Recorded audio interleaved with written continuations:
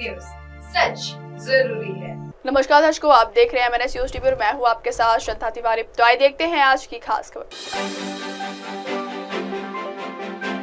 जंगीपुरा में तरविंदर सिंह मारवाह से हारे मनीष सिसोदिया। दिल्ली चुनाव नतीजों पर उमर अब्दुल्ला का तंज। दिल्ली में AIMIM का 2 सीटों पर कैसा है? तो आज देखते हैं खबरें विस्तार से। जंगीपुरा में तरविंदर सिंह मारवाह से हारे मनीष सिसोदिया। दिल्ली विधानसभा चुनाव में आम आदमी पार्टी का पहला विकेट मनीष सिसोदिया के रूप में गिरा। जंगीपुरा सीट से मनीष सिसोदिया को बीजेपी के तरविंदर सिंह मारवाह ने पटखनी दे दी।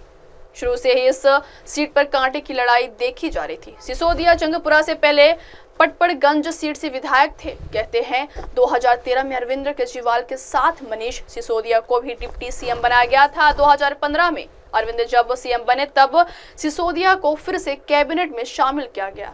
उन्हें शिक्षा विभाग की जिम्मेदारी दी गई थी। अरविंद केजरीवाल सरकार में इसके बाद सिसोदिया ने कई स्कूल बनवाए। आम आदमी पार्टी के दावे के मुताबिक दिल्ली में मनीष सिसोदिया ने शिक्षा की क्रांति की। सिसोदिया की वजह से ही गरीब के बच्चे भी बड़े स्कूलों में पढ़ने लगे। आपने इन स्कूलों को बड़ा मुद्दा बनाया। 2020 के चुनाव में यह मुद्दा काम भी आया, लेकिन 2025 में सिसोदिया के साथ खेल हो गया। तो वही 2020 के चुनाव में मारवाह कांग्रेस के टिकट पर ही उतरे थे। इस चुनाव में उन्हें 15,000 वोट मिले थे। मारवाह इसके बाद कांग्रेस छोड़ बीजेपी में शामिल हो गए।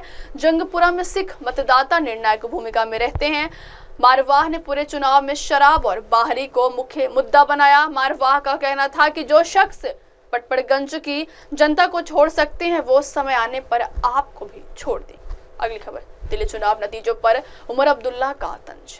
दिल्ली विधानसभा चुनाव के शुरुआती रुझानों में भारतीय जनता पार्टी बहुमत हासिल करती हुई दिख रही है। वहीं आम आदमी पार्टी कांटे की टक्कर में कांग्रेस महज एक सीट पर आगे नजर आ रही है। आम आदमी पार्टी की सरकार के चुनावों में बुरे प्रदर्शन पर विपक्षी गुटों में मंथन तेज हो गया है। इंडिया गठबंधन के अहम किरदार नेशनल कॉन्फ्रेंस और जम्मू कश्मीर के मुख्यमंत्री उमर अब्दुल्ला ने दिल्ली नतीजों पर एक सोशल मीडिया पोस्ट साझा किया है। एक्स जो पहले ट्विटर हुआ करता था, वहां एक गिफ साझा कर उमर अब्दुल्ला ने लिखा है कि और लड़ो आपस में। इसके जरिए उन्होंने इंडिया गठबंधन के बीच चुनावों में जाहिर होने वाले मतभेद पर कटाक्ष किया है। चुनाव आयोग की वेबसाइट के मुताबिक आम आदमी पार्टी 29 सीटों पर आगे चल रही है। वहीं उसका मुकाबला कर रही भारतीय जनता पार्टी 41 सीट पर आगे है। दिल्ली में कुल विधानसभा सीट 70 है। किसी भी पार्टी को सरकार बनाने के लिए 36 सीट चाहिए होंगे। कांग्रेस पार्टी पहले 2 सीटों पर आगे चल रही थी, मगर अब उसका सुपड़ा साफ होता नजर आ रहा है। अगली खबर, दिल्ली में AIMIM का 2 सीटों पर कैसा है हाल? दिल्ली में 8वीं विधानसभा के नतीजे आज घोषित हो रहे हैं। वोटों की गिनती जारी है। दिल्ली चुनाव में इस बार बीजेपी जीत की तरफ बढ़ रही है। वहीं असदुद्दीन ओवैसी की AIMIM पार्टी भी मैदान थी। फिलहाल शुरुआती रुझानों में पार्टी दोनों सीटों यानी मुस्तफाबाद और ओखला सीट पर पीछे चल रही है। पार्टी के दोनों उम्मीदवार दिल्ली दंगे के आरोपी हैं। मुस्तफाबाद में 5 राउंड की वोटिंग के बाद AIMIM ताहिर हुसैन पीछे चल रहे हैं। उनको महज 620 वोट अब तक मिले। यहाँ अभी 20 राउंड की गिनती होनी है। ओखला सीट पर AIMIM के शिफा और रहमान 3 राउंड की गिनती के बाद 5,000 वोट हासिल कर चुके हैं।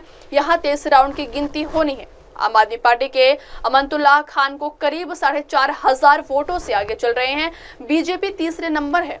बीजेपी को अब तक इस सीट 8,214 वोट मिले हैं। ओखला सीट पर कांग्रेस चौथे नंबर पर है। ओखला विधानसभा सीट मुस्लिम बहुल है।